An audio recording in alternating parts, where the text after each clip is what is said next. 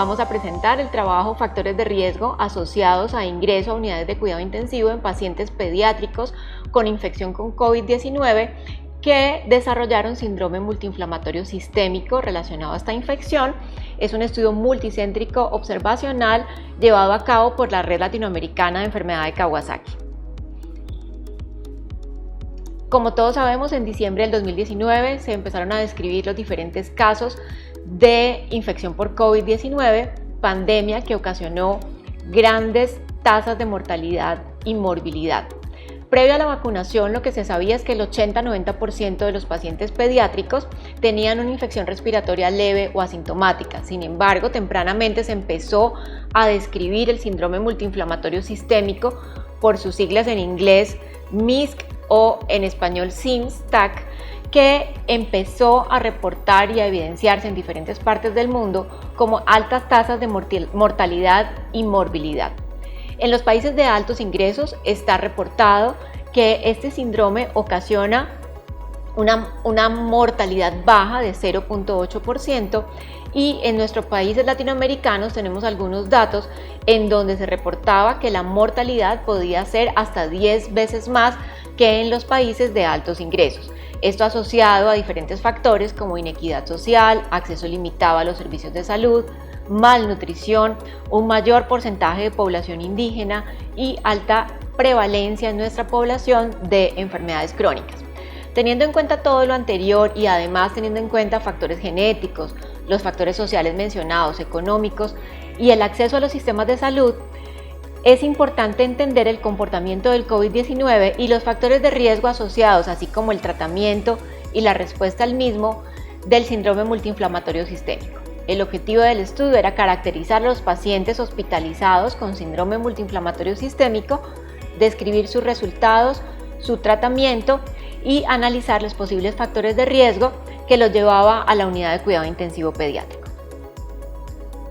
Es entonces un estudio multicéntrico, observacional, retrospectivo y prospectivo llevado a cabo desde 1 de enero del 2020 a 20 de junio del 2022. Se llevó a cabo en 16 países latinoamericanos, 84 centros participantes, que somos centros que llevamos 10 años investigando en enfermedad de Kawasaki y constituimos la Red Latinoamericana de Enfermedad de Kawasaki o RECAM Latina.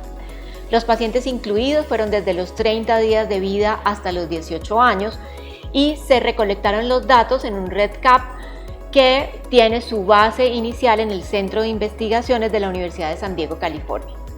Todos los centros llevaron a cabo las aprobaciones por los comités de ética respectivos, tomamos datos de las historias clínicas y se incluyeron todos los pacientes hospitalizados con síndrome multiinflamatorio sistémico que cumplían los criterios de Organización Mundial de la Salud, que se los voy a mencionar, y que tenían una prueba, ya sea una prueba molecular, una detección de antígeno o una serología que indicaba una infección activa o una infección pasada por COVID-19.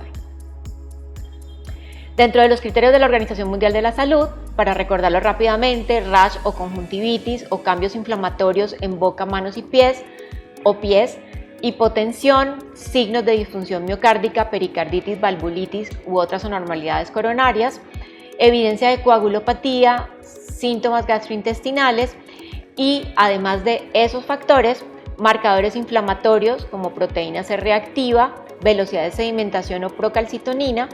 que no hubiera una causa microbiológica detectada y que se detectara infección por COVID, como ya les mencioné, apoyaban el diagnóstico una proteína C reactiva mayor de 5, una procalcitonina mayor de 3 y una ferritina mayor de 500 nanogramos por mililitro. Además, que se evidenciara dilatación de las coronarias con un Z-score de 2 a 2.4 o un aneurisma coronario con una medida mayor de 2.5. Se registraron todas las opciones terapéuticas que recibieron nuestros pacientes y se llevó a cabo el análisis estadístico, que se llevó a cabo teniendo en cuenta el tipo de variable que fuera, y al final se hizo un análisis multivariado para poder determinar los factores de riesgo. En total incluimos 1.239 pacientes, el 64%, como es esperado por tratarse de nuestros países, son pacientes de raza indígena, 25% blancos, 2% afrodescendientes y el 1% de nuestra población fue de raza indígena. La mayoría de los pacientes eran de género masculino con un 56% y es muy importante que el 49% de nuestra población requirió ingreso a la unidad de cuidado intensivo pediátrico. 14% tenía comorbilidades y tuvimos una tasa de fatalidad del 4.8%. En general, el 84% tuvo test positivo para infección reciente o previa por COVID, el 46% de los pacientes tuvo una coinfección viral, en el 16% logramos detectar un contacto previo con un paciente con COVID-19, el 65% de nuestros pacientes había consultado previamente a un centro hospitalario antes de ser ingresado a la unidad de cuidado intensivo, el 16% de la población había tenido más de 3 visitas a diferentes urgencias en diferentes instituciones y el 84% de la población eran pacientes sanos. El choque, los síntomas gastrointestinales, la deshidratación y las convulsiones fueron más frecuentes en los pacientes que ingresaron a unidades de cuidado intensivo. En el análisis multivariado, pues es importante que los pacientes mayores de 6 años con convulsiones, choque, proteína C reactiva mayor de 5 y especialmente estos últimos pacientes, los que tenían trombocitopenia y anormalidades en la radiografía de tórax, tuvieron más riesgo de ser atendidos en la unidad de cuidados intensivos, de requerir atención más especializada. Y en cuanto a los hallazgos ecocardiográficos, los pacientes que tuvieron una fracción de acortamiento y una fracción de eyección comprometida, de acuerdo a los valores establecidos, tuvieron más riesgo de descompensarse y de requerir atención en UCI. En general, los pacientes pediátricos con síndrome multiinflamatorio sistémico requieren UCI. En general, los que tuvieron más de 6 años, pacientes con choque, convulsiones, respuesta inflamatoria, radiografía de tórax anormal, tuvieron una mortalidad 5 veces más alta que en los pacientes de altos ingresos, y esto puede ser por falta de reconocimiento temprano, por limitaciones en los accesos a servicios de salud y una alta incidencia de insuficiencia respiratoria. La alta morbilidad y mortalidad recalca que los pacientes pediátricos deben recibir vacunación contra el COVID-19. Muchas gracias.